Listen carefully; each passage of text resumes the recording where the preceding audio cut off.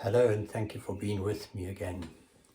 Today I wanted to talk to you about keeping your spiritual growth real, concentrating on what really matters and not being distracted by various theories that one may come across in listening to other people talk and listening and reading certain things, which can be a distraction from our path.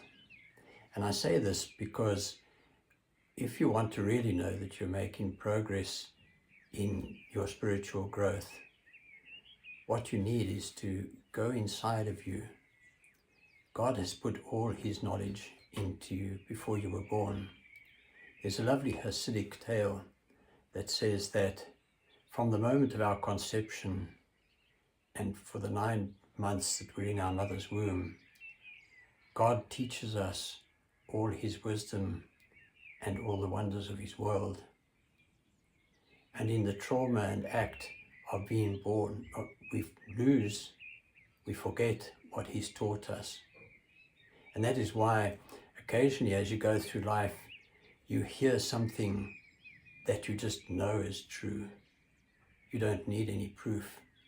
And this is when that learning that you gained before your birth tells you that something is true and something is real.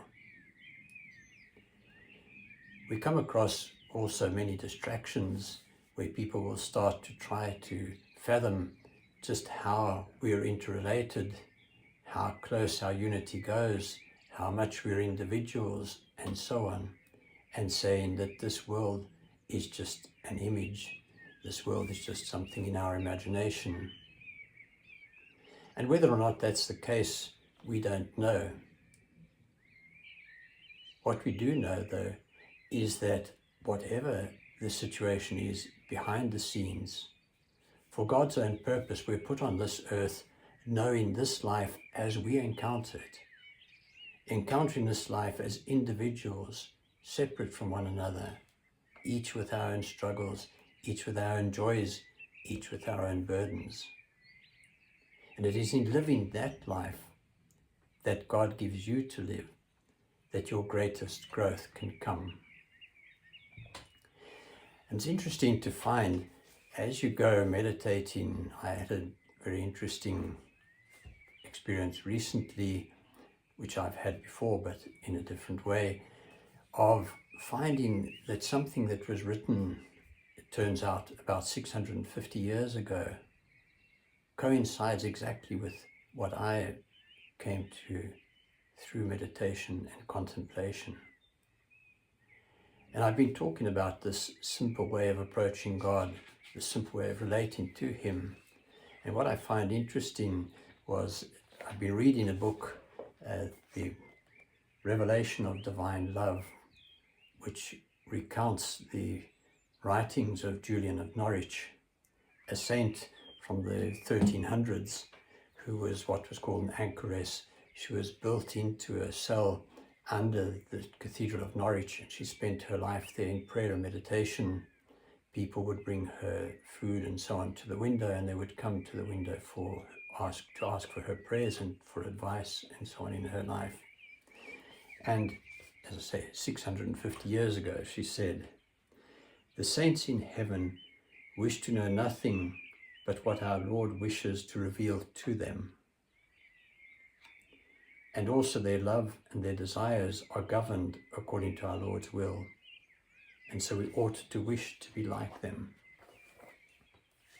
A very interesting concept, that they wish to know nothing but what God reveals to them. And this means letting God guide your growth. If you work on what he reveals to you, wherever that may come from,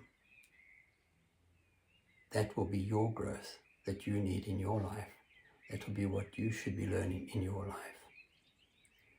A very important part, which I have referred to in a previous video, of our growth as Christians is to know that we are called to act and not to react. To act meaning to decide what we're going to do and how we're going to do it, and not to react, which means to allow others to decide how we will act and what we will do. Because you see, if I react, I allow the other person to decide whether I'm going to be kind or not, whether I'm going to be happy or sad. If, however, I act, I decide whether I'm going to be kind or not. And this is where I need to get to. If I can grow to the point where my actions are the result of what I believe to be true, and they are the result of true inspiration, they will be full of love and full of kindness towards everyone. Thomas Burton, in his book New Seeds of Contemplation, says, "The saint judges no man's sin because he does not know sin. He knows the mercy of God. He knows that his own mission on earth is to bring that mercy to all men." And what a lovely thought, if that could be our life, our lives, that we work purely out of love and mercy for all that we meet along our road. Very often we are kind of led to behave in a different way. And we can think about recently, as I'm putting this talk together, we've just come through Palm Sunday when we read the Passion of Jesus this year according to St. Luke.